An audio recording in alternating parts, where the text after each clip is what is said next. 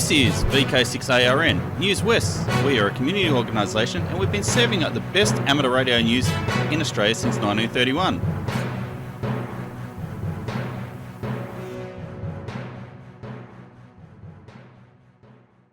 Hi there, it's Clinton, VK6FCRC, and welcome to Newswest for the 15th of February 2025. Now on with the show. Hi everyone, this is Neil, VK6FNKS. On behalf of ACRM, Australian Citizen Radio Monitors based in Capel, WA6271, we are looking for volunteers to man the Marine VHF radio 1 to 2 days a week to help Ray and Richard out with manning of the network under VH6 Fox Kilo Charlie.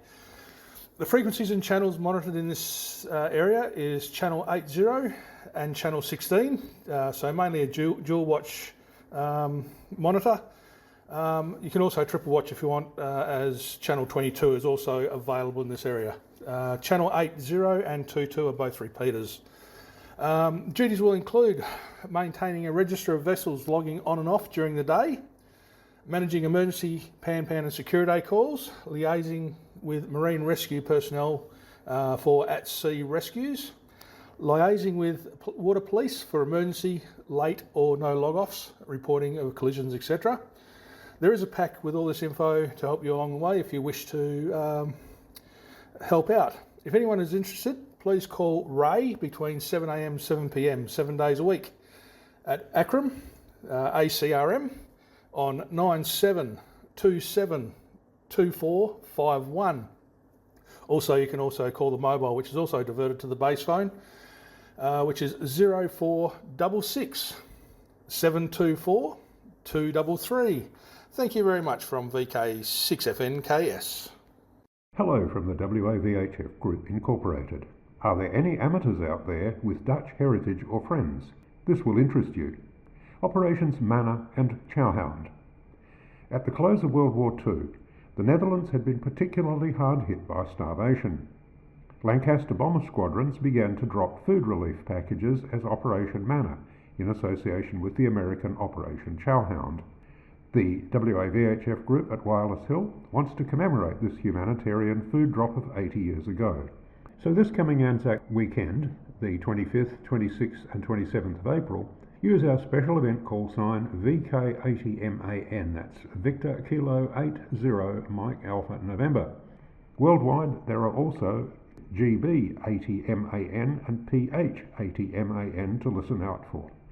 Look up those call signs on qrz.com. There's some excellent information and pictures there. And for any more information, get in touch with Club Vice President Robert, VK6WHO, our champion for this event in VK. Those call signs again, VK80MAN, GB80MAN and PH80MAN. Thank you for listening to this contribution from the WAVHF Group Incorporated. On Tuesday afternoons and evenings, the 40 and 80 metre bands come alive with the sound of slow CW. Who would have thought that this ancient art, which some say was once such a dreaded part of the amateur licence test, would become so popular in these days of modern communications? The uncontrolled net is run in designated portions of the two bands to encourage new CW operators to have a go at slow CW in a safe and really friendly environment. Slow speed and lots of mistakes are par for the course. It's all about having a go, starting with a basic call sign and RST exchange, then over time getting better and better. The net also attracts its fair share of old-timers who enjoy helping others to have a go or to just enjoy the banter. The CQQRS net started in Western Australia 3 years ago and has been running every single Tuesday and has been unbelievably popular. The net runs from 3 p.m. until about 7 p.m. on 40 metres, then moves to 80 metres, and we've had up to 60 stations on air having a go, and who knows how many listeners are out there every Tuesday as well. So the CQQRS net is on 40 metres between 0700 Zulu and 1100 Zulu, that is 3 p.m. until 7 p.m, and is held between 7020 and 7040 kHz. Then between 0900 Zulu and 1300 Zulu, which is 5 p.m. until 9 p.m, we're on between 3540 and 3570 kHz every Tuesday. There's no net control, so when you're ready to have a go, just find a quiet spot and start calling CQQRS at about 75% of the speed you can copy. Most stations will match your speed, so go slow until you're really comfortable with CW. So this might be just the opportunity you've been waiting for to have a go at transmitting on CW, or perhaps just to stop the contacts rusting up on your key. Doesn't matter whether you're brand new to the code, or if you're an old-timer who would like to have a bit of fun and help encourage new operators by having simple, safe QSOs at their speed. We'd love to have you join in. Too much switch mode power supply hash on 80 metres? This might be the incentive to do something about it. With a cheap noise canceller costing less than $100, 80 metres could be easier than you think. So again, the net starts at 3 p.m. every Tuesday above the DX segment on 40 metres between 7020 and 7040. Then, after 7 p.m, moves to 80 metres between 3540 and 3570 kHz. There are usually stations in the west, east and in between listening out for your CQQRS call. For more information and to receive our free weekly CQQRS RagTune newsletter, contact me, Mark, VK6QI, via the email on qrz.com, or you can use our address cqqrsnet@gmail.com. That is cqqrsnet@gmail.com, and I'll be pleased to have a chat. First transistor transmitter on 2 metres, recorded 10th of February 2025. Good morning or whatever. This is Mac, VK6 Mike. I was recently surprised when I discovered some of my old logbooks, which I thought I'd thrown out on a previous desperate decluttering exercise. So what, you may ask? Well, over the years I've occasionally claimed to have had the first transistor transmitter contact on 2 metres, at least in WA, but I've never been able to back it up with a definite date. But now I can. Back then it was a licence condition that all contacts were logged and details of all experiments recorded. Not really relevant for this ramble, but stations were also checked by a radio branch inspector every year or so to make sure that your station was safe, you were not exceeding your licensed power, and that you had a satisfactory means of determining transmission frequency. For VHF, my crude letter lines were deemed to comply with the latter. Such illustrious signatures as D. Quinn and B. Field appear in my collection. However, back to the point. My logbook shows that on the 22nd of April 1960, while I was still VK6ZBQ, I was received by John, VK6ZAN. Initial contact had been made using my normal valve transmitter, and then we tried to see if he could receive my lash-up transistor oscillator, modulated by a dynamic microphone in series with the collector supply. The transistor used was the germanium PNP type OC170. I suspect there was more FM than AM, and that John used more slope detection than any of the AM present. Not surprisingly, readability was reported as poor. My logbook records the circuit used and the DC power input as 1.2 milliamps at 9 volts, that is about 10 milliwatts. The antenna used was not recorded, but it was either a corner reflector or a 12-element phased array built to a design in the ARRL antenna book. The path was line of sight, or very close to it, over the river from Nedlands to Como. Mr. Google asserts the distance to be 5.48 kilometres as the blow flies. Does anyone know of any counterclaim? That date again, 22nd of April 1960.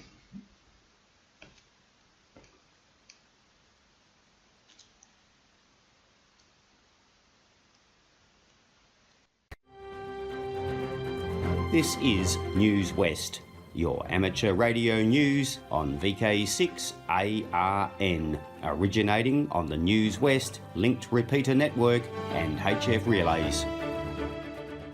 Hi, just a little note about VK6RRG and the WAG Technical and General Net, having it run every Sunday morning on VK6RLM, that's 146.750, or Channel 3 in the old money. And it starts at 10:30 a.m. this morning. Of course, if you're listening in the evening, it's next week. Foundations of Amateur Radio. Recently, I built a first attempt at a noise-cancelling circuit on my couch in GNU Radio, without holding a soldering iron and running the risk of the room smelling like burnt chicken, because if you believe the internet, sometimes holding a hot piece of metal by the hot end is not the best way. The idea behind the circuit, or more accurately flow graph, is that you take a signal from two sources, invert one, combine them, and then they cancel each other out. If the signal with the noise only contains noise, then you can, at least theoretically, remove the noise from the actual signal. Before you think that I'm inventing something new, I'm not. I'm merely attempting to recreate the same notion I came across decades ago, where you combine the signal from two microphones, preferably identical, reversing the wiring in one and talking into a microphone whilst holding the other one away from your mouth. I did essentially the same thing using two RF signals from two RTL SDR dongles. Randall, Victor Kilo 6 Whiskey Romeo, pointed out that, aside from misusing the word mix, which in electronics really means multiply, but in audio means combine, Randall suggested I use add and subtract. I'm still working out how best to name things, because we're talking about audio and RF, sometimes at the same time. Perhaps that's where I went wrong. I'm currently using combine as my technology-neutral word, but I'm happy to take suggestions. All that was the sideshow, because as Randall points out, doing this in RF is much harder than in audio. This is already something I knew. At the time, I didn't really know how to get two different but the same sources of audio to experiment with, so I started in the deep end at the RTL SDR dongle side. Now, armed with the encouragement from Randall, I built a horrible thing, which is easy when you just drag and drop blocks on a screen. I built two independent FM decoders that use the exact same parameters, so they're tuned to the same frequency. They're amplified and tweaked identically. The only difference is that they each decode a different dongle. I then piped each of those into my magic noise-cancelling circuit and tried again. Aside from dealing with hardware restrictions causing things like buffer under and overrun, that's when the computer isn't processing all your samples or is getting ahead of itself and is running out of samples, I can make audio come out of the speaker in my computer. I can prove that there are two signals by setting the amplification of either to 0 and still get sound from the other source. However, noise cancelling, no matter what I tried, didn't work. Then I decided to simplify. Rather than trying to cancel out "The Heat Is On," word of honour, I'm not making that up, that's the song that was playing, I went back to basics, starting with a tone. I fed the same tone into the noise-cancelling block twice, once as signal, once as noise. Magic, the cancelling works.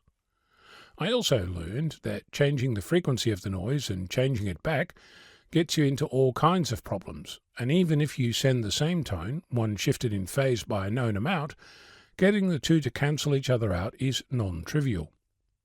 You might think that this was all a complete waste of time, and if you're just driving past, it looks like a swollen electrolytic capacitor about to burst your bubble, but it's not that bad. Here's what I learned from this little adventure. I can make hierarchical blocks out of flow graphs. This is important because at some point all the functionality associated with Bald Yak will likely end up being implemented like this. I also learned that such a block can contain user interface elements, which means that we can build blocks that know how to do stuff and tweak how they operate without having to build a user interface every time we use such a block. I learned that we can implement an idea that would be hard using physical components and test it really quickly. In this case, my available time was the limiting factor, not the testing. If I'd done this with components, I'd still be trying to figure out where to get them from, let alone turn up the heat. Another bonus is that I didn't spend a single dime and I can dispose of it with the click of a button, rather than trying to figure out how to recycle components and circuit boards. I also learned that the idea as I built it doesn't work quite as I expected, and that things that I didn't anticipate, like changing the frequency, buffer under and overruns, impacted my efforts in unexpected ways. There's a delay between making a change on the user interface and the effect becoming audible. And I learned that I can make a dongle work on my computer and that installing GNU Radio is a challenge at the best of times. In other words, even though I'm unlikely to use the noise-cancelling efforts in their current form, there was plenty I learned from the experience. From my perspective, this was a success. What have you experimented with and learned?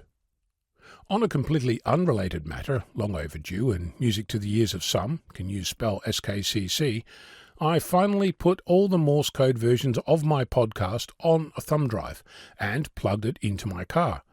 During the week, I've managed to listen to about 2 hours of Morse. While I don't know most of the letters of the alphabet, I can still detect letter and word boundaries. I'm Ono, Victor Kilo 6, Foxtrot Lima, Alpha Bravo. Hi folks, Bob VK6POP here. It's been a while since I contributed anything for Newswest. I have loads of excuses. Moving house sitting, medical episodes, leaving Gidgegun up on our migration to Albany with a minor traffic bingle on the way, more medical episodes and house hunting, but they're nice excuses I guess. But here I am, almost intact and ready to go. Firstly, did you get around to reading the January-February edition of the QTC magazine? It's a good read if I do say so myself. Not that I have much to do with the content, however. I do the desktop publishing and layout. I can tell you I was puffing all the way up the learning curve with desktop publishing. So what's in QTC this time around? There's an account of Antennapalooza, which was an event that ran in Victoria last month, and it's supported by RASA. And the name of the event says it all, Antennapalooza.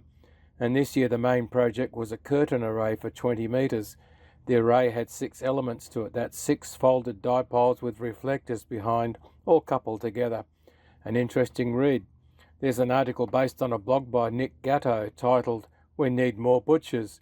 Read the article and see what you think. In fact, you can send your thoughts and opinions to RASA. The email address is info@vkradioamateurs.org. And there's a considered response by the RASA president, Paul, VK2APA, to claims on an Australian amateur radio news broadcast that implied amateur radio is under siege for the spectrum. And RASA also announced the 2025 DX contest. We'll have more on that later. QTC is a publication of the Radio Amateur Society of Australia. It's completely electronic. You can view it as the flip the pages on the screen version or download a PDF, and it's free to everyone. And we know everyone reads it. Visit the RASA website, vkradioamateurs.org, to see QTC magazine. This is Newswest, your amateur radio news on VK6ARN, originating on the Newswest linked repeater network and HF relays. Hi, I'm Steve, VK6SJ, with this week's episode of Did You Know? I thought this week we might have a quick look at ham and mainstream communication suppliers in WA. Not just shops where you can buy stuff for your weekend project, but also to highlight some high-class manufacturers based in WA who support our hobbies in ways that not everyone appreciates. So who do we have here in WA? Anyone who's been in the hobby for 30 plus years will remember the TET Mtron brand. It was synonymous with tri-band Yagis and amplifiers, plus great quality tuners and other things you needed in your shack. While many of these products are no longer made by Mtron, TET Mtron moved to WA from Victoria about 15 years ago, and after a brief stint in Perth moved to the coastal fishing town of Dongra, where Mark, the owner of TET Mtron, still makes great quality antennas, antenna components, balons of all types and power ratings, and components such as coax connectors and lightning arresters. While most antenna manufacturers in Australia only sell assembled antennas, TET Mtron sells separately every component to build your own antenna, or you can buy a complete one in kit form that has proven very popular in WA as well as around the country. Mark appears in more hamfests around the country than any other ham supplier, bar none. Mark, along with the rest of the suppliers to our hobby in WA, donates heavily to most, if not all, clubs here with vouchers and products. Another manufacturer in Perth that gets less recognition than they deserved is Bushcom.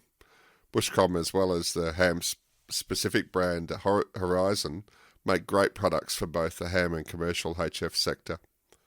They make a great selection of wire antennas well suited for the lower bands that also work well in the high bands. And there are a lot of newer hams in Perth whose first antenna has come from Bushcom's factory in Bayswater. On top of that, though, they also make Balin's, mobile HF antennas, and also open to making the odd special as well. The faces of Bushcom, Graham and Steve, are also often seen at ham events in WA, and also sells many of their products to DX Engineering, one of the world's largest ham sales organisations. They have some great boutique products such as magnetic loops and steerable dipoles for 40 metres. Who remembers the Turlin brand beginning who knows when? I'm only 59, so I don't remember them starting. They made the iconic Outbacker and Ham Outbacker mobile tapped whips that were the go-to antenna before auto antenna tuners became a thing. This was also a WA brand that enjoyed global exposure and was based in Perth. Terry, also a well-known member of our Perth ham community, is the owner and still makes the odd shipment of product for his most loyal customers, including major international ham brands. In the regional areas of WA, we also have some great businesses supporting the hobby.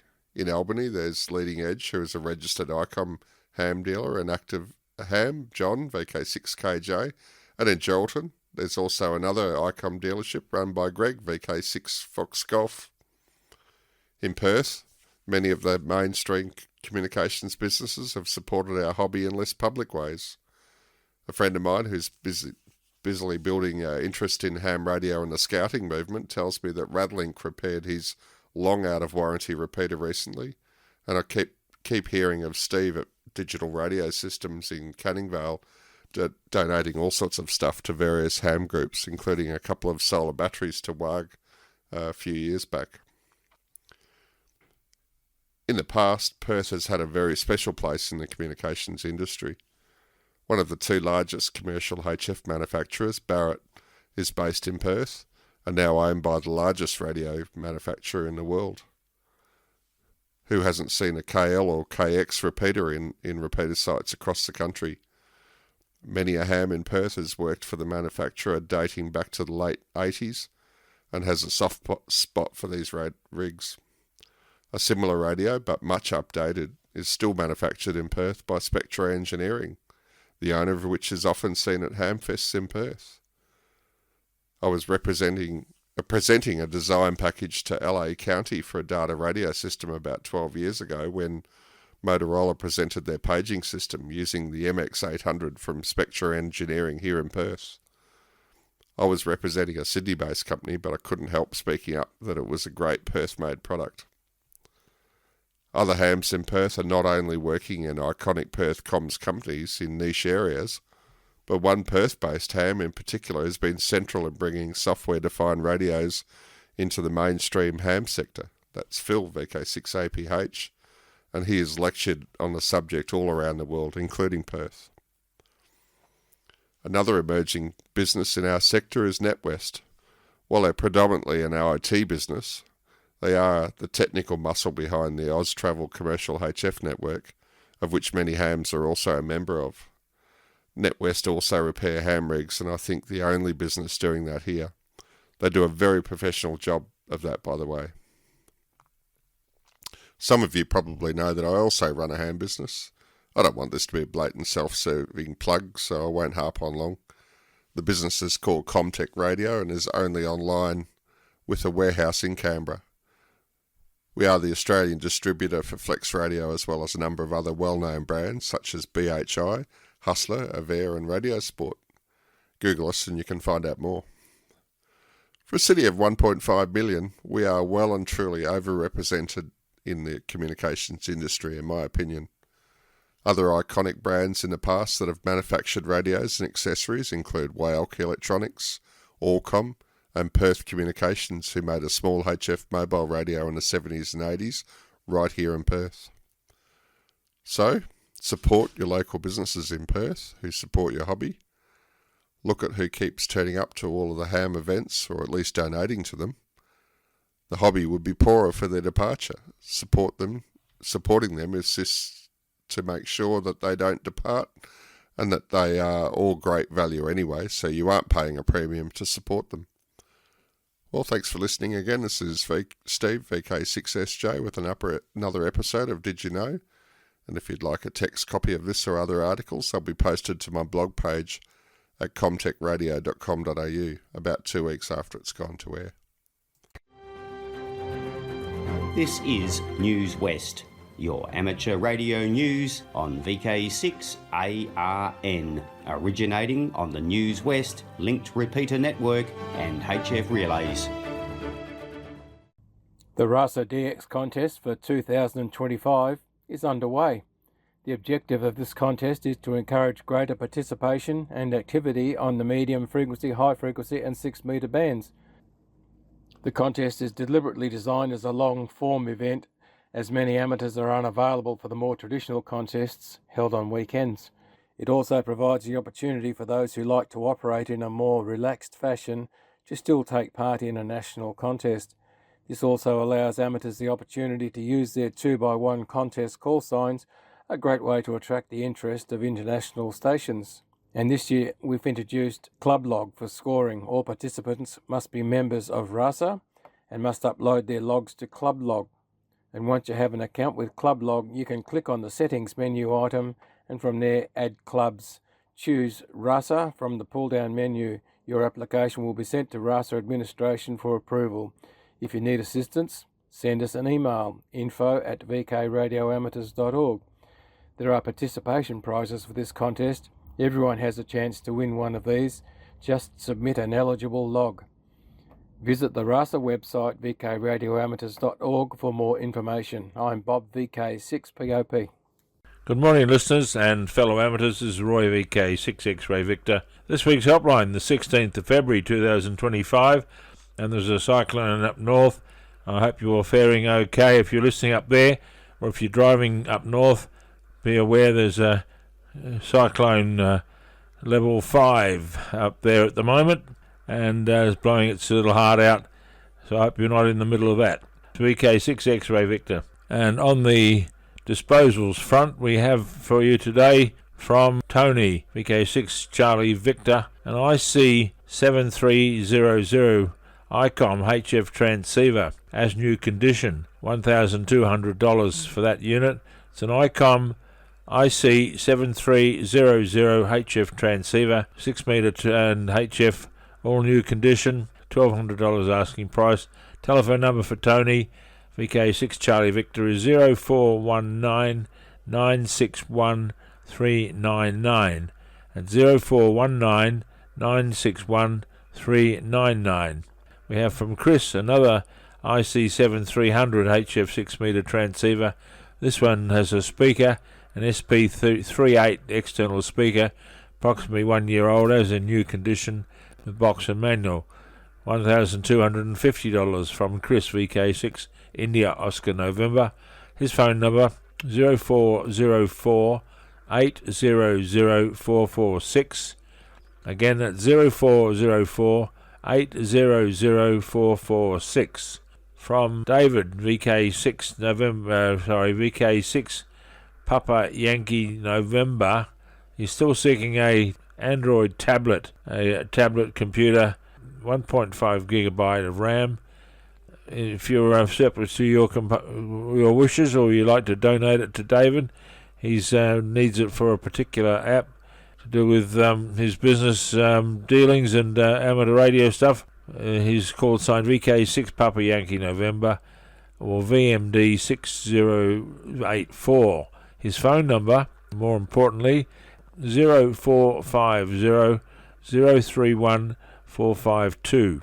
That's for a Android tablet 6 or higher, with 1.5 gigabyte of RAM, and you may call him again. That phone number 0450 031 452, 0450 031 452. And that, I think, is all I have for this week. And thank you once again for listening. And if you have any items for next week, the email address for me to send your request in to me is vk6xv@bigpond.com. That's vk6xray Victor at bigpond.com. 7-3 till next week. Hi there, it's Clinton, VK6FCRC, back with you. And did you know that Newswest is now on YouTube? Type in youtube.com/@Newswest weekly podcast --Kilo Zulu 7 Yankee Charlie. Oh, and before I go, I'd like to thank those watching on YouTube or ATV, the readers, and you for listening. I'd also like to thank our team, the broadcasters, and those submitting content each week. Please stand by now for callbacks after the broadcast, or head over to the VK6.net website and fill out the forms so we know how many people are listening each week.